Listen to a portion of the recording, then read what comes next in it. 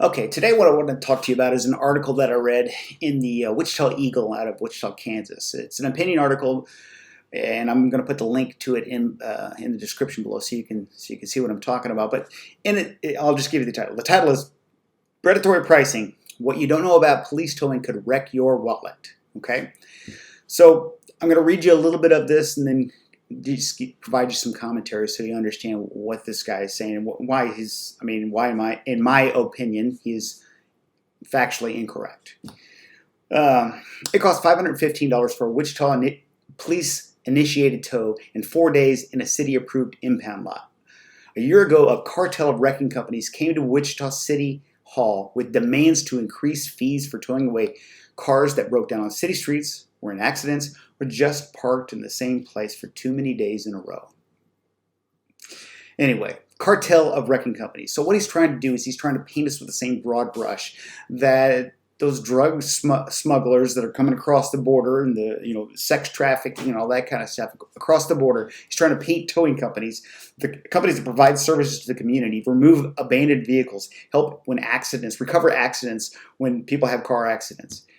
When people are at one of the worst times in their lives, we're helping them, and he's saying that we're a cartel of wrecking companies. Okay, that's my first issue here. And then he talks about the cars being towed away or just parked in the same place for too many days in a row. Darn it, they weren't doing anything wrong. They were just parked in the same place for too many days in a row. Well, what if they were parked on somebody's business parking lot? What if there was a dentist who needed to use those parking spaces for his customers and somebody else was parking in those? Do you think that might be a priority? You think it might possibly harm the dentist business or any other business that was in that situation? Well, of course it would. But this writer does not obviously like businesses. He goes into it a little bit further and talks about how he has a little bit of disdain for businesses. Anyway, and the city promised to do something to protect people from. He goes on. The city promised to do something to protect people from losing their cars, jobs, and apartments. Losing their jobs, cars, and apartments. Cars, jobs, and apartments. How, if a tow bill is going to cause you to lose your car, your job, and your apartment, or even your job or an apartment, why are you driving on the road? You obviously don't have the capacity to take care of yourself. So I would think that you would be a danger to yourself if you don't have if it's going to cause you to lose your job. It's just ridiculous. It's just ridiculous. Because they can't pay towing and storage fees that can only be described as predatory and outrageous. Okay? He's saying, and I'm going to get into the actual example that he uses here, and I'm going to break it down so that you understand. On Tuesday, the city council will even consider raising towing rates again to the detriment of the community and the benefit of a few favored businesses. The benefit of a few favored businesses. How about read this? The towing companies hadn't gotten, and this is city council regulated rates. Towing company hadn't gotten a raise for I don't know how many years. I haven't talked to them, but I know it's the case. 9, 10, 20 years they hadn't gotten a raise for a long period of time. And then we see this inflation go up. We see fuel costs go up. Everything is going. The cost of tow trucks. Are you kidding me? Everything is going up, and the wages. Don't get me started, but. And these few favored businesses they wanted to get enough money so they can continue providing services. That's what they wanted. But no, it's to the detriment of the community. How do people get caught up in this mess? And this is the example that he gives. A 76-year-old woman was involved in an accident, and the police had her drive her damaged vehicle into a parking lot. And within a few minutes, a tow company called by the police arrived and took it away, just stole it from her. That's the way he says it here. Here are the charges she was hit with. The tow fee was $125. The storage fee, 4 days at $40. Not ridiculous amount of storage. Some places charge $60. $160 rollback fee. $55, and I don't know exactly what that fee was about. I just don't have any comment on it because I don't know what that specifically means. I mean, they charge if the city gives them the opportunity to charge more for a rollback, that's fine.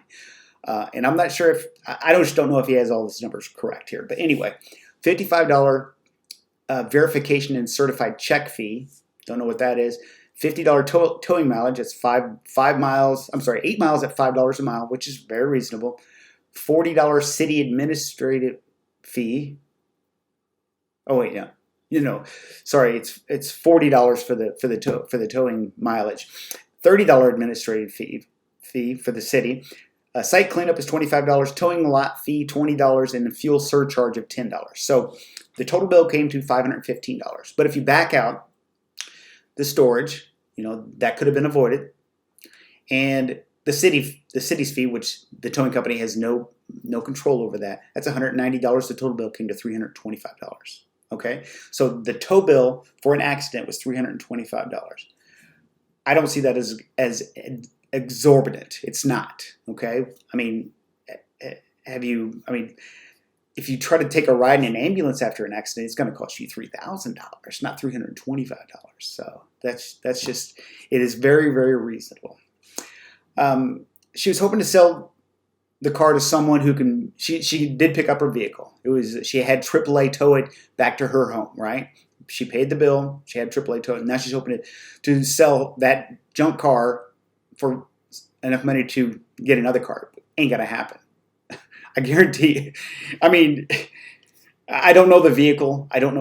But if she's it just doesn't sound like she's going to be able to buy another car. But if she can't, she would have better chance of getting it fixed if that was the case. It's predatory pricing. Here he goes on. It's predatory pricing and kicking people when they're down. Predatory pricing and kicking people when they're down, and the government is complicit in it. Well, first of all, it's not kicking people when they're down. It's providing a service. Towing service is a service. You're picking up that vehicle and keeping it safe so that you can let your insurance company know if you have full coverage, where the vehicle is, and they can go there and do some sort of an adjustment on it to make sure that if it's totaled or what they're going to do with the vehicle. So it's not predatory pricing and kicking people down. Decent pricing, you're helping people out. This is just one instance. There are thousands and thousands and thousands of other instances where people were involved in accidents and they needed the vehicles out of the road quickly so that other cars could pass. I mean, that's the biggest thing. So if you don't want a secondary accident to occur or more secondary accidents to occur, you want to get the roads cleared quickly. That's why police are there. Police want to get the roads cleared quickly, right? They understand what secondary accidents are. They understand how people drive 80 miles an hour down the road, and sometimes they don't pay attention to lights or whatever, and that they could slam into the back of another vehicle that's waiting in traffic because of an accident. So you're providing a service. It's not safe to wait in traffic because of an accident. There's always the possibility that somebody could get hurt seriously or killed. So it's not kicking people when they're down. Then he goes on to say, over a third of the people whose cars are impounded are forced to let the towing company keep the car and sell it for salvage because they can't afford the ridiculous towing fees. Okay, first of all, as a tow company owner, I would rather get my tow bill paid. I would rather have my tow bill paid on the day that the bill is paid or the next day or whatever. It doesn't really matter. But I don't want to have to take possession and dispose of a wrecked car. I mean, I'll do it. I have to do it, right? It's part of the business. It's just like you got to clean the bathroom sometimes, right? Anyway, the deal with this is if a vehicle has been involved in an accident, it has very little value, so you're going to sell it as scrap, right? Most of the time. Sometimes you can fix them and get them going, but you're still going to have a salvage. In most states, you're going to have a salvage title, and it's not as valuable, whatever.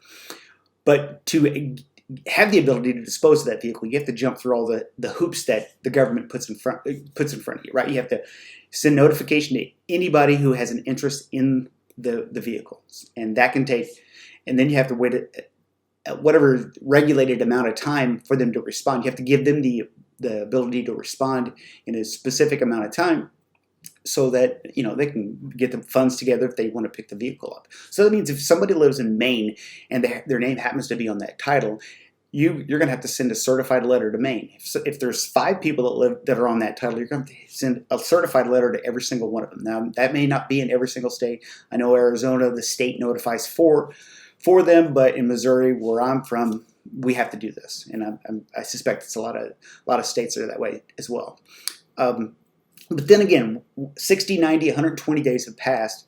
You finally get title to the vehicle or whatever it is in your state, and then you have the ability to dispose of it. Okay, some states make you sell it for salvage, but whatever it is, you have to sell it. And if you sell it for salvage, you're going to get between 100 and 200 bucks. Okay, just depends on what scrap rates are. It's not that much. I'm just giving an average. I know sometimes it's a little higher, sometimes it's a lot lower, but you're not going to get a bunch of money on it. So towing companies don't want to keep your car. They're there to provide a service. Again, a service.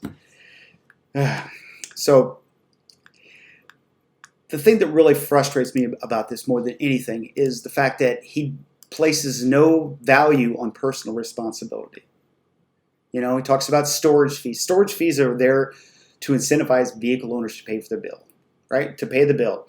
Without storage fees, we couldn't continue to provide services. I mean, for the most part, many motorists don't carry full coverage insurance, which means that, well, and if they don't carry full coverage insurance, it's for a reason, right? And a lot of times that reason is because they don't have a lot of money, okay? And so if they get involved in an accident and they can't afford a tow bill, do you think they're going to have the ability to repair their vehicle? No, so they're going to leave their vehicle there, which means those vehicles are going to stack up. If we did not have the ability to collect storage and incentivize motorists to pick up their vehicles, those vehicles are going to stack up for 120 days possibly, and it just is not. It's not good. I mean, you can't use your property. I mean, real estate costs money. Everybody knows this, but listen to this part. From the rhetoric used to castigate and demean the towing companies, the city council. This is the part I wrote. Sorry. From the rhetoric used to castigate and demean the towing companies, the city council, and even law enforcement, it's clear to see that the writer was not trying to make any inroads. Accusing towers of predatory pricing and kicking people when they're down, and saying that city government is complicit in the mistreatment reveals that he doesn't possess the foresight needed to understand that his community needs services of towing companies. Needs them. I mean, like I said before, vehicles will be stacked up down the roads. For towing companies to continue to provide services, they need to charge enough to keep good employees, pay the bills, and make a little profit. You have to make profit. Profit is not a dirty word. But rather than trying to see both sides of the situation, the writer shamelessly attempts to make the reader feel sorry for people who are obviously at a stage in their lives where personal responsibility is not a priority. He places concern for the plight of people who take a laissez-faire approach to responsibility over safe and passable roads. Anyway, you can read this article, and there's a lot more detail in here, and I didn't mean to read to you. I know you don't like to be read to in a video, but I wanted to get those points across, and I don't speak as eloquently as I write. At least that's how I feel. So you can read it. I'm going to put it in the description. I'll also put a link to his article. Just let me know what you think. I mean, if you have any thoughts on this, I'd really appreciate it. You know, one way or the other. I mean, if you think I'm full of it, then you let me know. One last thing. Oh yeah. If you're not already subscribed to the channel, please subscribe. We're trying to get more and more subscribers to this YouTube channel. I'm going to be posting here more regularly. I know I'd gotten off this for a while, but I'm back to doing it, and I'm committed to doing it. So you're holding me to it, right? Okay. That's it for now. Thanks.